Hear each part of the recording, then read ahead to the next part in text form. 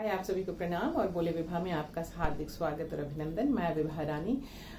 आज मैं आपको अपने उपन्यास जो अभी तुरंत छप करके आया है उसका एक छोटा सा अंश आपको सुनाऊंगी, जो कश्मीर के दो लोगों की बातचीत के ऊपर आधारित है। आमतौर पर माना जाता है कि हम दो मजहब के लोग एक दूसरे के जानी दुश्मन होते हैं। ऐसा कुछ नहीं होता है।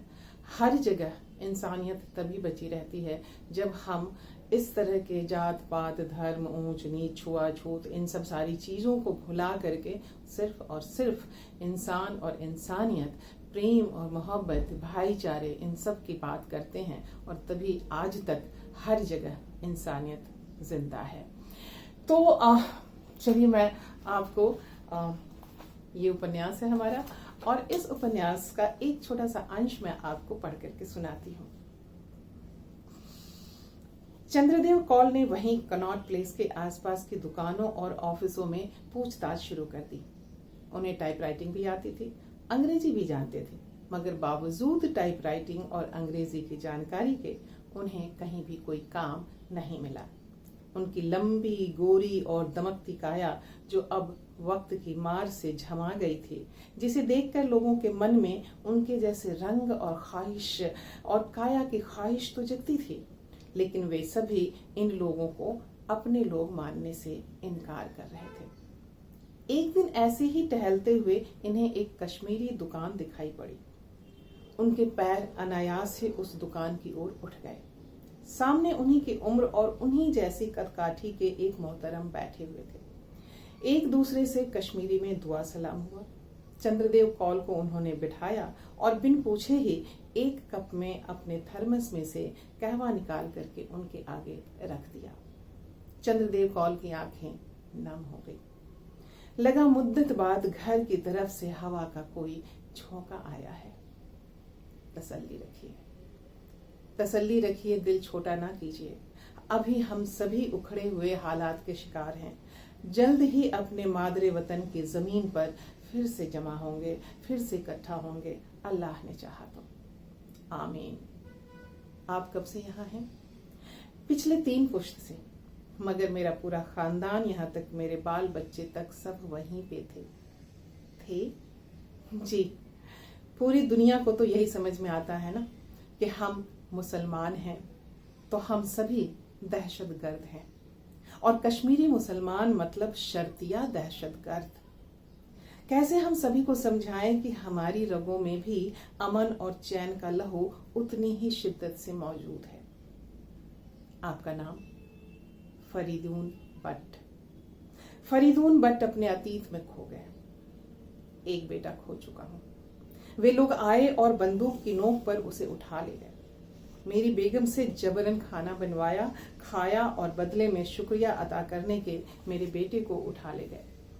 बेगम कहती रह गई कि मेरा यह बच्चा दिल का बड़ा कमजोर है। यह तो एक चूजा भी नहीं काट सकता है। गोश्त की दुकान पर जाता है तो दुकान के बाहर ही खड़ा रहता है। दुकान वाला जो तोल दे, जो दे दे, आंख मूंद करके ले आता है और मुझे थमा देता है। ऐसे को ले जा करके आपको क्या मिलेगा? यह आपकी बंदूक का सामना नहीं कर सकेगा। देखिए इसकी पैंट। उन लोगों ने पहले हवा में फायर किया, फिर बंदूक के बट से मेरी बीबी का खैर मकदम किया और गीली पैंट में ही मेरे बच्चे को उठा ले गए। छोटा बेटा भीतर के कमरे से देख रहा था। सभी उसे भी भीतर से पकड़ लाए, उसे ऊपर से नीचे तक देखा और फिर बोले, बच्चा है अभी, संभाल कर रखना। जल्द ही इसे भी शबाब के काम में आना पड़ेगा। हमारे पास जवान रंगरूट कम हो गए हैं और तुम नामुराद अल्लाह के नेक काम में उनके साथ खड़े होने से मुकरते हो। मरने पर अल्लाह मियां हिसाब मांगेगा और जन्नत तो जन्नत, दोज़ख भी तुम लोगों के हिस्से नहीं आएगी। फरीदून बट खामोश हो गए। चंद्रदेव कौल की पूरी देह सवाल और सवाल बन गई। आप लोग तो मुसलमान हैं ना? फिर मुसलमान ही मुसलमान को। वक्त बड़ा नाशुक्रा चल रहा है जनाब। हमारी जन्नत में दोज़ख घुस आया है जी। चंद्रदेव कौल इतना ही बोल पाए। नफरत की ईंट और लहू के गारे से चढ़ाई गई डर की दीवार। खैर मियां, अपनी कहें। चंद्रदेव कौल भी अपनी सारी कथा कह गए। संग संग अपने काम की तलाश के बाबत भी बोले। फरीदून बट कुछ देर सोचते रहे, फिर बोले, मियाँ, मेरी तो बस ये छोटी मोटी दुकान है। हालात इतने खराब हैं कि कहीं भी आना जाना मुहाल है। हम लोग तो जाने कब के दरबदर हो चुके हैं। कब हम लोग उनकी निगाहों में चढ़ जाएं और कब उनकी एक गोली का शिकार हो जाएं, पता नहीं। माल नहीं तो दुकान में ग्राहक भी नहीं।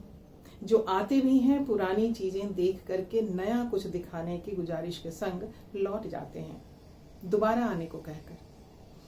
मगर मुझे पता है वे लोग दोबारा आने के लिए नहीं गए हैं। नहीं जनाब, मैं आपको किसी दिक्कत में डालने नहीं आया हूँ। मैं तो महज इतना चाहता हूँ कि कहीं कोई छोटा मोटा काम मुझे भी मिल जाए, आपकी दुकान को देख करके कदम खुद ब खुद खींचे हुए चले आए। आपने भी कहा ना कि आप कई पुश्तों से यहाँ हैं, फिर तो बहुत सारे लोगों को आप जानते होंगे। कहीं कुछ भी माकूल सा लगे तो मुझे जरूर बताइएगा। मियाँ, ये दिल्ली है, पहले की दिल्ली से एकदम अलग। पहले दिल्ली दिल वालों की थी, अब बेदिल वालों की। यहाँ सभी केवल अपने काम के बखत ही दूसरों को पहचानते हैं। फिर भी मैं कोशिश करूंगा, और जब तक कहीं और कुछ इंतजाम नहीं हो जाता आप यहीं आकर बैठ सकते हैं। दिन के 11 बजे मेरी दुकान खुलती है और शाम में 7 बजे बंद हो जाती है। खाने पीने की चिंता मत कीजिएगा, बेगम जो कुछ भी बांध कर दे देंगी साझा कर लेंगे। अपने वतन का स्वाद मिलेगा। मुझे भी अपने लोगों के साथ मिलने, बातें करने, अपने कश्मीर को जीने के मौके मिलेंगे।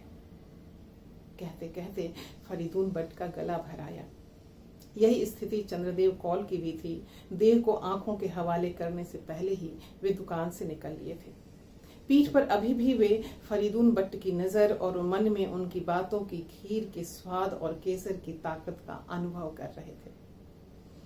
जल्द ही फरीदून बट और चंद्रदेव कौल जाफरान और जर्दा हो गए। दुकान में बिक्री वैसे भी नहीं थी, फिर भी जो कुछ बिक्री होती उसकी आमदनी में से महीने के आखिर में फरीदून बट चंद्रदेव कौल को कुछ न कुछ थमा ही देते। न तो फरीदून बट गिन कर देते थे और न ही चंद्रदेव कौल गिन कर लेते थे। तो यह इस उपन्यास कांदुर कड़ाही का एक अंश जो कश्मीर से जुड़ा हुआ है। कश्मीर आजकल हम सब के कंधे पर है और हम सब कश्मीर की चर्चा फिर से करने लगे हैं। ऐसे में आप इस उपन्यास को एक बार जरूर लें और पढ़ें। किताब अमेज़न पर है और मैं उसका लिंक डिस्क्रिप्शन बॉक्स में दे दूंगी। चलिए फिर मुलाकात होगी, फिर कभी मैं किसी दिन कोई एक और अंश लेकर के आपके पास आऊंगी। तब तक के लिए नमस्कार, शब्बा खैर। आप अपना ख्याल रखिएगा, क्योंकि आप हैं तो हम हैं। प्रणाम।